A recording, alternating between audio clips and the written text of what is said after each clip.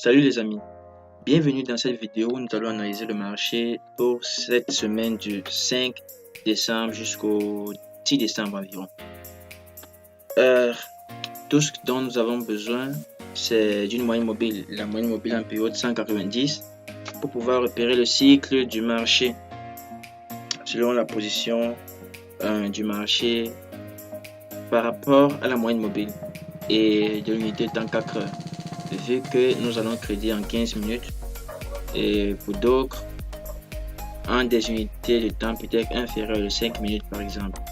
Mais il est intéressant de savoir quelle serait la direction à privilégier. Déjà sur le gold, ce que je remarque,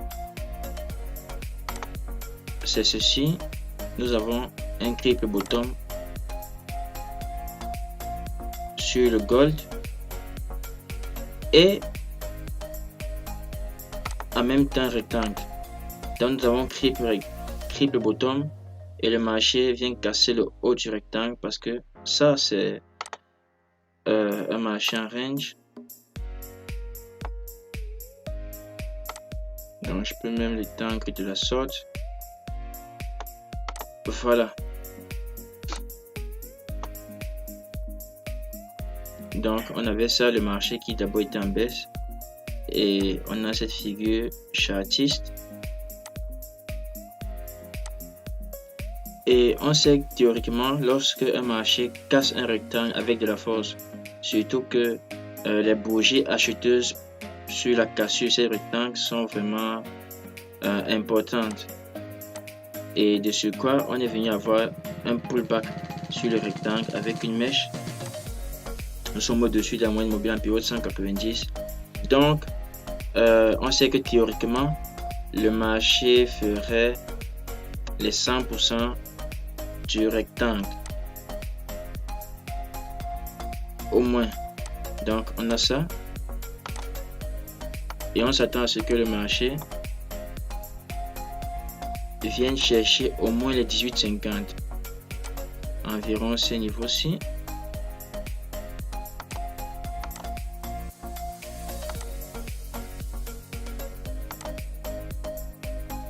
Le marché vient chercher environ ce niveau-ci. Et le marché, qu'est-ce qu'il a fait?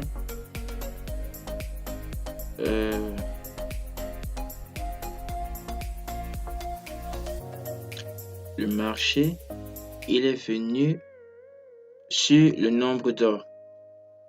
Je trace cette ligne, environ là.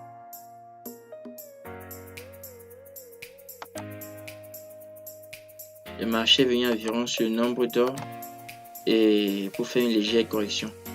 Peut-être que le marché cherchera un pullback sur ce niveau-ci pour remonter, aller chercher ce niveau-là. Donc ça c'est pour l'analyse sur le gold. En fait, mon regard il est acheteur sur le gold. Malgré ce que l'on a vu ces quelques jours, malgré ces quelques baisses. Mais la tendance semble vouloir beaucoup plus se prononcer à la hausse.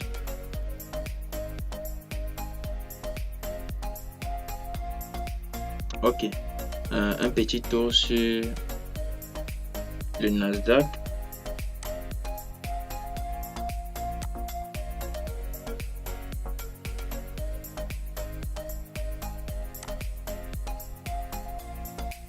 Le Nasdaq. Bon, déjà sur le Nasdaq, je ne vais pas beaucoup réfléchir. Pourquoi? Parce que en fait, depuis plusieurs semaines, quelques mois, en fait, le marché des indices boursiers est en range. Tantôt il tombe, tantôt il monte. Le marché n'arrive pas à déceler clairement une tendance. Donc, je peux faire ceci. Tout le monde peut percevoir cela sur les indices.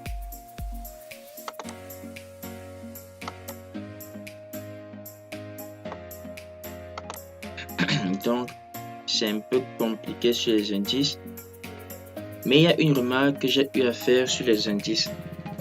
Et c'est la puissance de la moyenne mobile en période 190. C'est la raison pour laquelle je vous conseille de la mettre. Regardez. Et ça, c'est une information cruciale pour votre trading.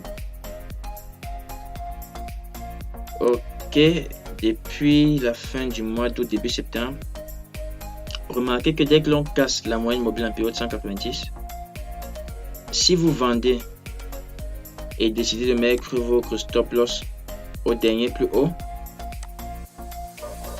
et cherchez par exemple un ratio de 3, de 4 ou de 5, vous remarquerez que vous ferez de beaux trades.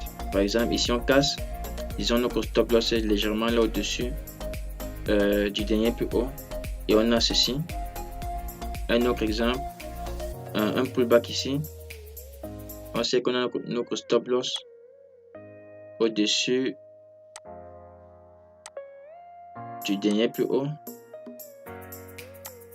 et on a ça. Vous imaginez après la bougie, on cherche un ratio par exemple de 3, de 4, etc. Le marché coule de la sorte. À ce niveau, si le marché essaie de sortir et quand le marché revient, comme cela, conformément à ce que j'ai dit tout à l'heure, on met le stop loss quelque part là, au-dessus du dernier plus haut. Et on cherche un ratio par exemple de 3, de 4, de 5. Quoi qu'ici ça ne passe pas, ça pouvait passer peut-être sur un break-even parce qu'on aurait fait au moins un ratio de 2. Et après avoir fait un ratio de 2, c'est évident qu'on ne va pas laisser que le marché vienne manger notre stop loss. Donc, ce que je peux conseiller, c'est attendre que le marché passe en dessous de la EMA en période 190 et de mettre, pour ceux qui sont swing traders, de chercher à mettre leur stop loss au-dessus du dernier plus haut et laisser le marché couler, chercher un ratio de 3, de 4, voire même de 5 et pourquoi pas plus. Parce que il y a ces attentes là de tout le monde et on se demande pourquoi ça prend autant de temps, mais nous ne sommes pas là pour nous poser beaucoup de questions, juste pour créer les évidences et ce que nous voyons sur le marché. On sait qu'on s'attend à ce que le marché coule. Et on attend une crise financière. Mais bon. Donc, le marché casse la EMA en période 190. Pour ceux qui sont en swing, on place un stop loss au-dessus du dernier plus haut et on laisse couler. On cherche un ratio de 3, voire jusqu'à peut-être un ratio de 5. Et pour ceux qui sont en day trading, bon, ils chercheront juste des signaux de prise de position baissière. Ils vont juste privilégier la baisse, s'exposer plus à la baisse. Ça dépendra de la stratégie de tout un chacun. Pour ceux qui créeront un BK système, chercher beaucoup plus les impulsions et des squeezes baissiers, pourquoi pas des ressorts baissiers.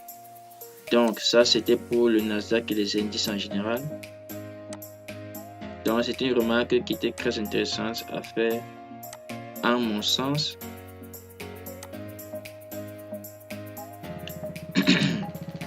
Et on pouvait voir la même chose parce que c'est depuis avril en fait. Depuis avril en fait que j'avais fait cette remarque par rapport à un papillon que j'avais eu à tracer sur le Nasdaq. Donc si on s'en tient à cela, depuis avril, disons quelque part ici, cette remarque que je vous ai faite sur le fait que dès que l'on passe en dessous, on place un stop loss au-dessus des derniers plus hauts et on laisse que ça coule. On cherche un ratio de 3, 4 voire 5. Ici pareil.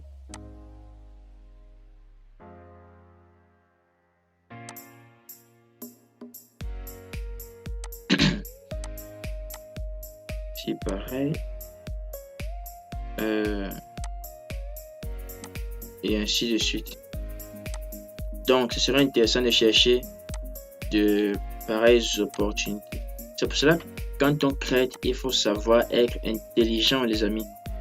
Faire les bonnes remarques, mais pas juste trader de façon conventionnelle. Il faut savoir avoir le coup d'œil qu'il faut. Un petit regard sur les bons de trésor. Les bons de trésor.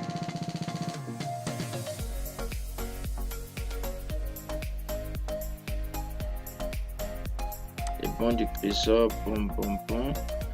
Le marché est descendu comme on le voit de la sorte. Et ensuite, on passe au-dessus de la 190. Bon, je vais privilégier les signaux d'achat, bien évidemment. Donc, surtout qu'on a cassé cette crainte-là ici. On a cassé cette crainte-là ici. Le marché a attaqué avec force avec cette bougie verte. La 190. Et on passe au-dessus.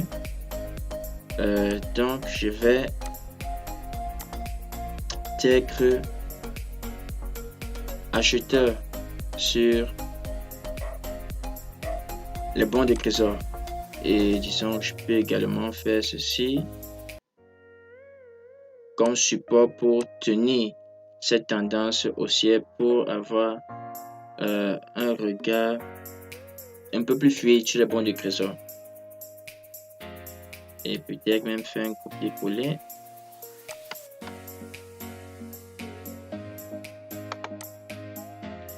Voilà. Et faire un copier-coller de la sorte. Et j'ai ce couloir-ci sur les bons de trésor. Donc, voilà ce qu'il en était. C'était juste une analyse sur les marchés pour cette semaine-ci. Juste bon trading à tous.